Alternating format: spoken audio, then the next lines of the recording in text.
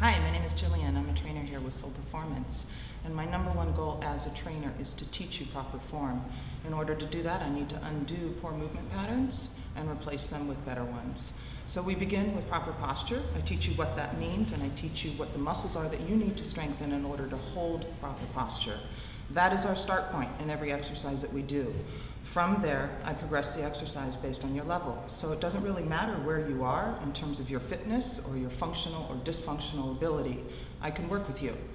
So I'd like to begin with showing you what that means. I have people at all different levels that I'm just about to demonstrate some exercises with. Most of them are pretty highly functioning. However, the demands that I'm going to require on their body forces them to maintain perfect posture as they go through a range of movements. So again, regardless of where you are in your functional ability, it doesn't matter. You are who you are, we're all working with the same set of tools, and I'm here to teach you how to move better in your body. Here we have a perfect example. All of these people are highly functioning people. Each one of them is maximizing their stability while they're working a particular muscle group. Right here, we have unbelievable stability, as his entire core has to stay fully engaged in order to maintain that movement, that posture. I've reduced his base of support to challenge him even more because he is at that level. Over here, we have a pike. This gentleman is working his deltoids, that's the shoulder muscle, but his core is firing and working hard to maintain that position. That's beautiful. Over here, we have a decline press. He has to stabilize through that decline press, so his chest is on fire, but his actual working muscle is abdominals. Right here, as the knee comes up, we flex the abdominals. His upper body has to oppose the flexion of the pelvis. Over here, we have step-ups. A very functional movement. This guy is learning how to take a step, driving through his heel, so make sure he uses his glute. He has to stabilize at the top and show that he has perfect balance at all points in the range of motion. Over here, we're at the top of the hamstring, the lower glute. She is squeezing that glute, driving through the heel to get a little bit more of a contraction. Right here, we have jump squat. She's doing beautiful. Look at that. Woo! Knees are tracking over the ankles. Hips drop down.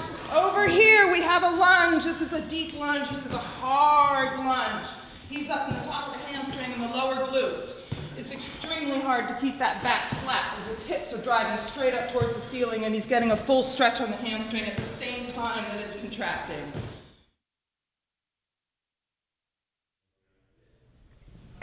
Here's another example of what I mean about progressing an exercise. She's learning how to do a push-up here and she's using the ball. Oh, thank you.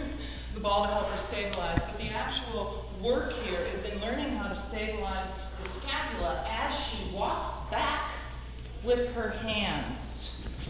Nice work there. To take it the next step for her, she will go onto her toes when she's out there in that push-up position. Again, because we're forcing her stability, her balance work here, and I would ask her, rather than going into the push-up, to lift a leg straight up and find her balance there. If that's too easy for her, I'm going to ask her to abduct that leg and still stabilize through the scapula.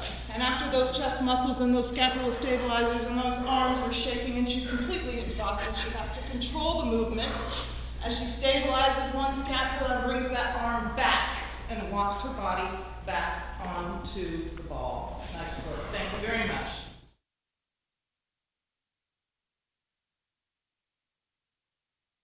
So the next progression of that exercise is to add some rotation while the individual is having to stabilize through the thoracic spine and all those scapular stabilizers. So Jeff here is going to pull his knees in, rotate onto one leg, and lift that upper leg, which increases the load in his upper body dramatically.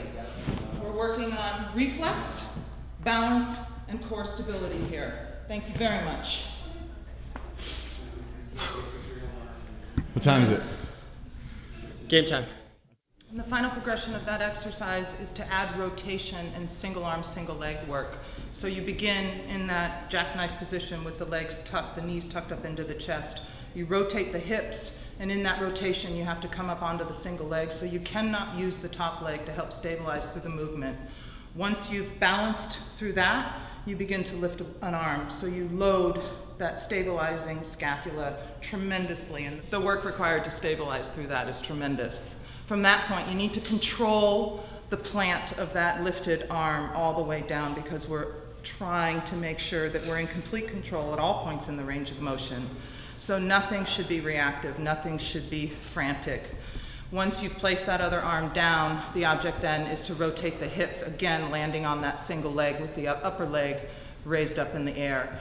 So for me, my progression is simply to work with that lifted leg tucked and the single arm up in the air. And the place that I'm at right now is just to try to stabilize that single arm as it's suspended in the air and get the shake out of it.